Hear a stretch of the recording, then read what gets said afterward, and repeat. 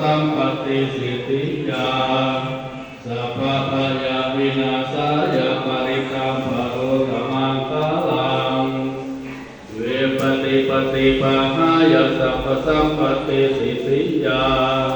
สัพพะโลกวินาศายาปริตัมภโรธรรมังคาลังริโตวานะเตปังภเวตังอาคันตังอวิหิตติตังภริตังอาคันตุสัพเพสัพเพเจโรเมติสิกขาเตตันเตเทเวมหาเตเอียเทระเทสัพพะเมตุวันนาคาเตเอวันตุเตเตโอมาเตยันตุเทวตาตาวิเตยะอานันทัตตนาหังคาเอตันตาตันติเตยังเมฆวัตตนาสาธุเมสุนันโตอามาตวันนาคาโลอายังอาทันตาอามาตวันนาคาโลอายังอาทันตาอามาตวันนาคาโลอายังอาทันตา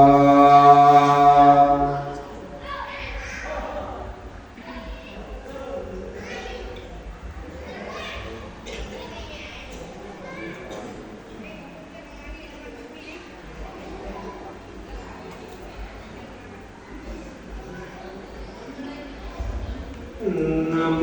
ตัสสะภะคะวะโตอะระหะโตสัมมาสัมพุทธัสสะนะโมตัสสะภะคะวะโตอะระหะโตสัมมาสัมพุทธัสสะนะโมตัสสะภะคะวะโตอะระหะโตสัมมาสัมพุทธัสสะพุทธังสรณังกัจฉามิธัมมังธัมมิสังฆังสรณังกัจฉามิทุติยามสรณังกัจฉามิทุติยามปิธัมมังมิทุติยามปิสังฆังสรณังกัจฉามิตติยามสรณังกัจฉามิตติยามปิธัมมัง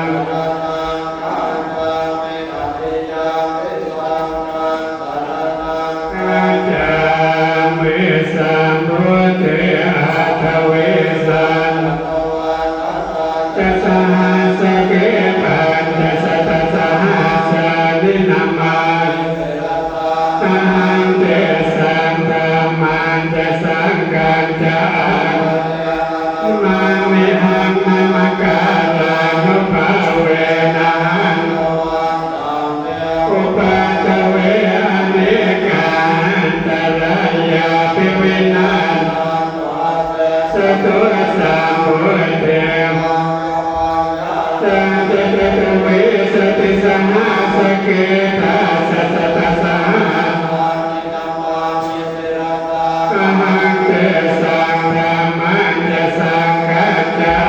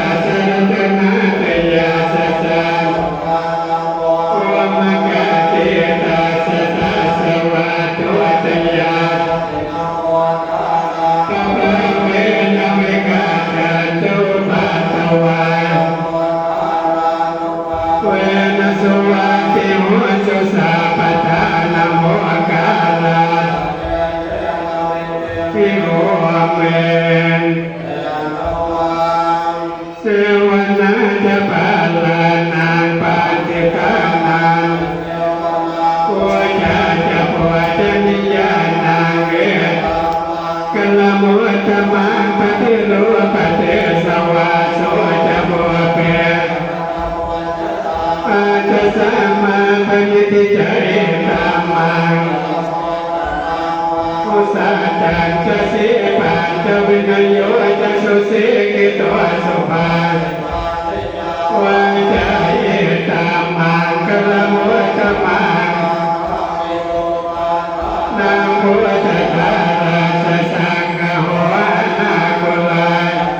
มันจะเยตามังกลมุตตมัง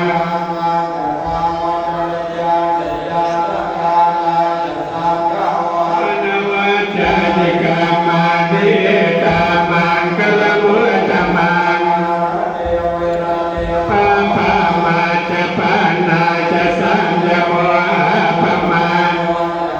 เมสุเอตามังกลมุตตมังจะนิวันตัวจะสันตัวเทจะกตังกตา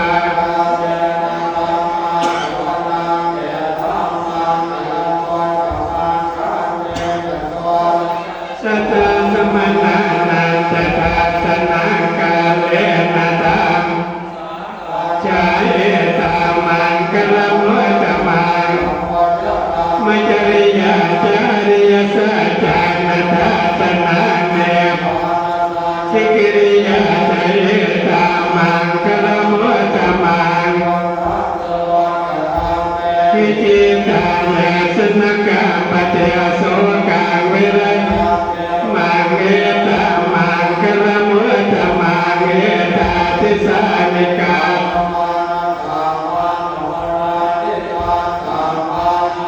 อิงกาจันเตตังเตกลมุตตมังเตกลนิยมาจักุสเลนะยะอภิสัมเมตสะโกวะโจจะโสจุจะตัวโจสันตุสะโกจะสุปโลจะปะเกโจจะสาเจนทริโยจะเนปะโกจะปะกะโพโกเลเกจิเยนาวินจุปะเลอุปวัตายังเกมิโนอวัตุสะเปตาตาปวันเกปานาพุทธาเจตสาวะภาวะลาวะอนาวะเตมังคิมาลาสกาอนุกตุลาเทตาวะเยจะตุเลวะสันติอาเวตุเตพุทธาวะวาสะเปตาตาปวันสุกิตาตานิโกเปตนาติมันเยตกะตตินาเกปฏิกสัญญาณัญญมัญญาสตุกเม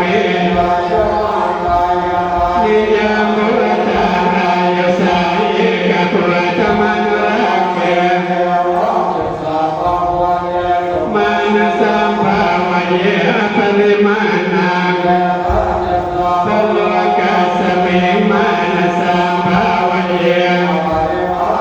กุตังโตจติริยาจะสัมปะตังอเวรังจรังนิสิโนวาสยาโนวายาวตา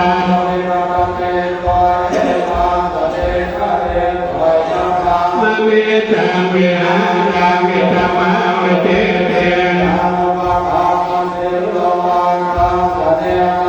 ปันโนกาเมตุวินายเกทางไหนจัง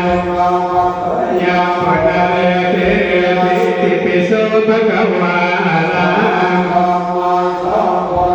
เวชาจารณะสัมปันโนสุขโตโลกวิโตปุริสตามัสสารติสัทธาเทวมโนพุทโธภะคะวาจิตวากาโตภะคะวตาสัมเทติโกอาการิโกเยนิปัสโกปัญญาญิโกปัจจตังเวทิตังโวเท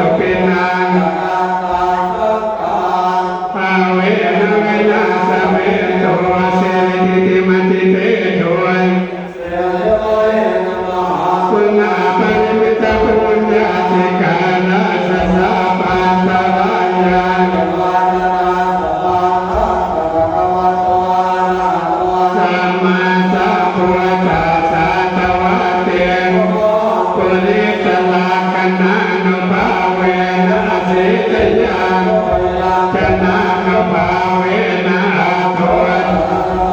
กลานุภาเวนะชาปันนารัง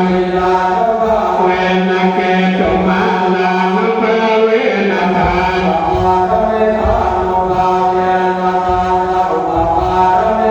นุภาเวนะทานสัพพะมัตถปารมิตานุภาเวสิปัญญานุภาเวนะพุทธานุภาเวนุภาเวนะสังฆานุภาเวนะเตชะนุภาเวนะพลานุภาเวนะญาณธรรมานุภาเวมะกันตานุภาเวนะนวโลกุตระธรรมาทังคิกมากานุภาเวนะอาคัสมาปาติยาชลพิญญานุภาเวนะจตุสัจจญาณังปัญญานานุภาเวนะสัพพัญญุตญาณังเมตตากรุณามุทิตาอุเบกขานุภาเวนะตเดตานุภาเวนะรัตนาตยาสรณังภวะโตกะโตมนะสุปายาสังสังฆรายาปิวินาศาสะปัสสังตุนังสมิจันตุติกายุตังวะทุสัจวะสัจจิเวนะสมังกิโกอโหนอากาสปะปะตะวันภูมิคังคามหาสมุทรสัทธาตุเมอนุรักขาชยันโตตุติยาโมเลสังกายานังตโนเอวะตวังวิจโยโหนิชยาสุจยมังตลาจิตปาลังเกสิเสปะทวิปุติเสเกสาปัมพุทานังอังกาปะโมทะติสุนากาตังสุมังกลังสุปาทิตังสุขโนสมหุตุจะสยิตังพระมัญญากายกามังวาจากามังปัตตังกินังกามังปฏิเจเตปัตตังกินังปัตตังกินังเอโตโพธิยาโมเลสักยานังนันติวะสโนเอวิเทโยโหนิชยามุจยมังคะเนอปาราเกสิเสปัทวิโภคะเนอภิเสเกสาอาคาปะ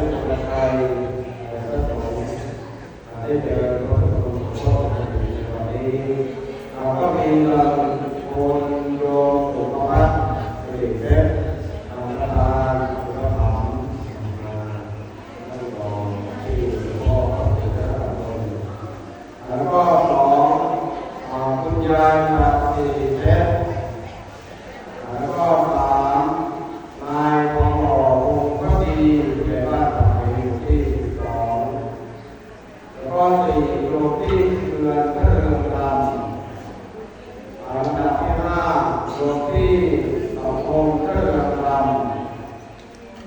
ลำดับที่หกนางสาวมาตุแสง